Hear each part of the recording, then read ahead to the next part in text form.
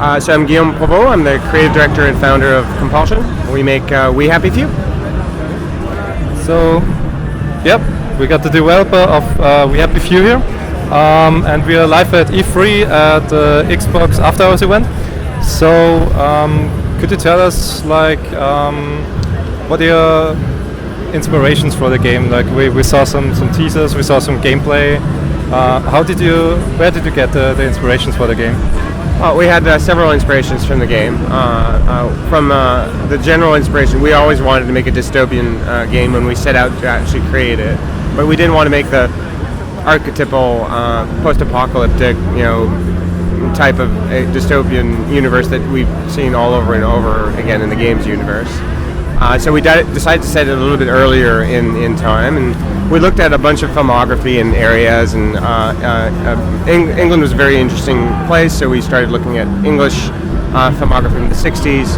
Clockwork Orange is a big inspiration for the game, so is Brazil, so is a number of other movies like Doctor Who, The Prisoner, and even a Monty Python skit called Blackmail, where that it really inspired one of the characters behind the game.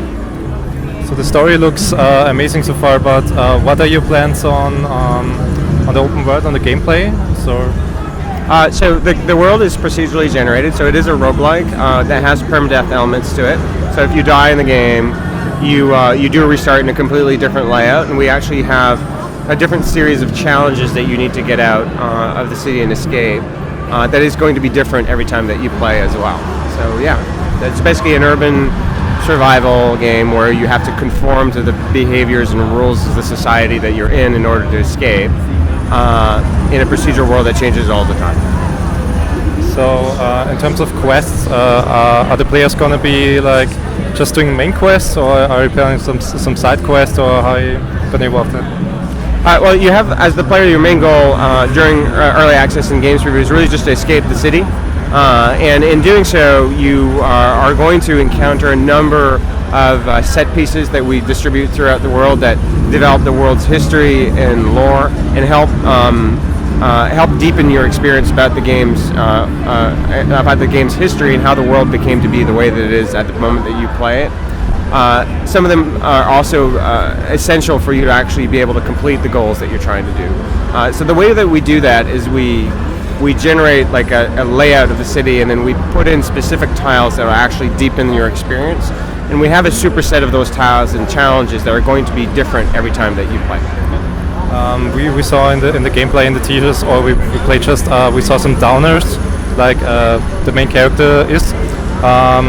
Are there going to be like people you can just talk to, or? Yes, absolutely. There's a number of people that you talk to in the game that will have different needs, and they'll portray a different view of the society that they live through, and people that you can talk to and actually do quests with and interact with, both in games preview and in the final release. The big difference that we're looking at between both releases, so the games preview and the final release, is the development of the main character's arc and the heavier, deeper narrative cutscenes that you see in the intro that we presented at E3 is something that we really are only going to be releasing on the final version of the show, the final version of the game. Sorry. Good. So in terms of the release or the versions, what are your plans in development? So we're coming out on Games Preview and Steam and GOG in July 26th, so fairly soon. And we anticipate to be working with the community for anywhere between 6 to 9 months, with the final release anticipated early next year. So maybe this last question, what is your favorite part about the game, like the setting or the story, or?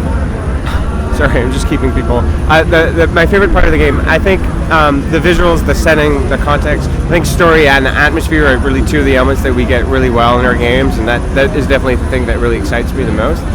But I've been working on the game for 2.5 years, and I still play the game today and discover new things that the team puts in every week, and to me that's a good sign. If I'm not tired of going into the same game, doing the same things over again, it feels like we have a good core loop going on.